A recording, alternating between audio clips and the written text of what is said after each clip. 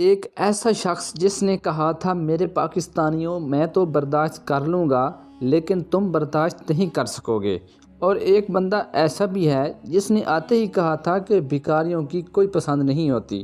ہو سکتا ہے کہ تاریخ شہباز شریف کو یاد نہ رکھے لیکن ان کا مشہور قول ہمیشہ یاد رہے گا، بھکاری کوئی چوائس نہیں رکھتے، بھکاریوں کو اب پیسے مل گئے ہیں، شکریہ کا موقع اب باقی ہے۔ بلاول بھٹو اپنی فرما برداری دکھا رہے ہیں، ہر موقع پر اپنی اچھی انگریزی کا استعمال شروع کر دیتے ہیں، چاہے ایک اچھا انگریزی قوم کے ویژن سے متصادی کیوں نہ ہو۔ خیر بلاول انگریزی میں سپیڈ سب کا شکریہ ادا کر رہے تھے، اور جب کسی دوسرے سپیکر کو دعوت خطاب دینے ہی والے تھے تو شہباز سپیڈ نے ٹوک دیا اور کہا کہ ایک سیکنڈ مجھے بھی موقع دیں۔ ارے بھائی شہباز سپیڈ میرا نام ہے اور ایک ہی خوبی میرے اندر موجود ہے، مگر لگتا ہے آپ ہماری اس خوبی کو خود ہی استعمال کر لینا چاہتے ہیں۔ میں بھی ذرا ایک سیکنڈ شکریہ ادا کر دوں، ایک سیکنڈ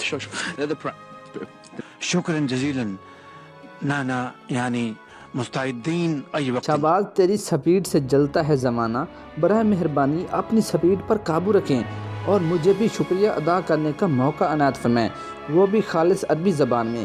اب یہ نہ سمجھ لیں کہ شہباز کی عربی ایسی ہے جیسے انگلش میرا کی۔ اب عرب میڈیا کو چاہیے کہ شہباز سپیڈ کا عربی میں انٹرویو ضرور کروائیں تاکہ عربی لوگ اس کی زبان سے مستفید ہو سکیں۔